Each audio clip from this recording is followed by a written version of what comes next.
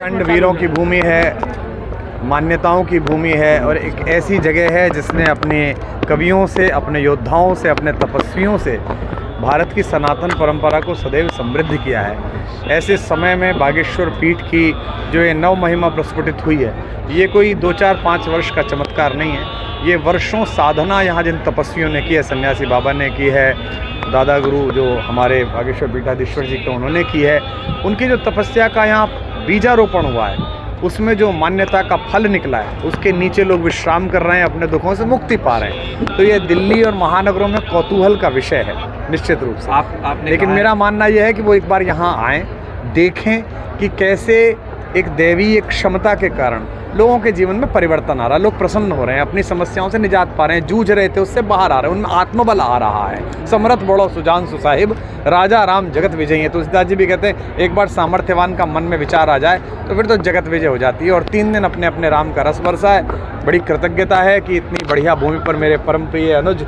और जो लोक ख्याति और प्रसिद्धि में बहुत जिनका व्यापक विस्तार है, उनका बड़ा मन था, वो सदैव ये कहते थे कि दद्दा एक बार वहाँ आएँ।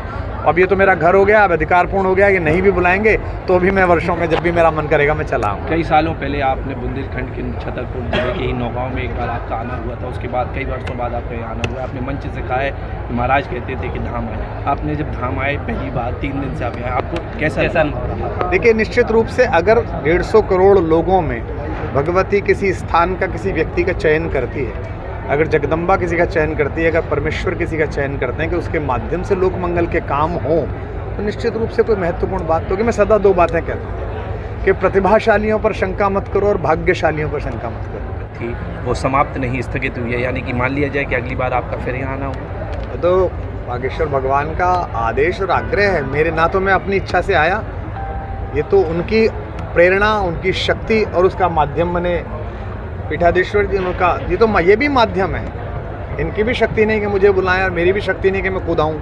तो उन्होंने इनको माध्यम बनाया, इन्होंने मुझसे कहा और मैं यहाँ आया। और मैं सचमुच विश्व भर में मैं भगवान राम का गुणस्तवन करता हूँ। मैं इसे कोई आपको देख के नहीं कह रहा। जितना आनंद 3 दिन यहाँ बरसा है, इतना बहुत कम बरसता है कि बोलने वाला, कहने वाला, सुनने वाला तीनों तादाद में हो जाएं, लय हो जाएं, पता ही नहीं चल रहा है कि मैं क्या गा रहा हूँ। और मैंने भी वो बातें जो कहीं नहीं बोली हैं वो यहाँ निकली हैं, तो मैं नहीं था।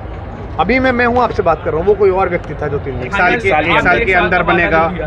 मेरा कहना केवल ये है कि भारत के सभी हिंदू मुसलमानों में इस जो कालचक्र का परिवर्तन हो रहा है, इसमें ये सद्बुद्धि, ये आत्म प्रेरणा, ये आत्मज्ञान भगवती पैदा करे, बाबा बागेश्वर पैदा करे कि सबको पता है कि भगवान कृष्ण कहाँ पैदा हुए, सबको पता है कि शिव की संजीवनी शक्ति कहाँ जागृत रहती है। एक ऐसा समय आए कि न्यायालयों की इच्छा के बिना न्यायालय में जाना ही ना पड़े, भगवान अपने जन्म स्थान पर पूरी सज्जत के साथ विद्यमान रहे। ये दूसरे पक्ष के लोग भी सदाशयता से मानेंगे और मैं पूरा विश्वास है कि मई जून बीतते बीतते ऐसा माहौल इस देश में बनेगा कि वे सब लोग स्वयं ही कहेंगे, सब मिलकर, चाहे रामलीला मैदान में इकट्ठे हों, चाहे काशी में इकट्ठे हों, चाहे मथुरा में इकट्ठे हों, कि आइए आपके आराध्य हैं इन 3 स्थानों पर थे।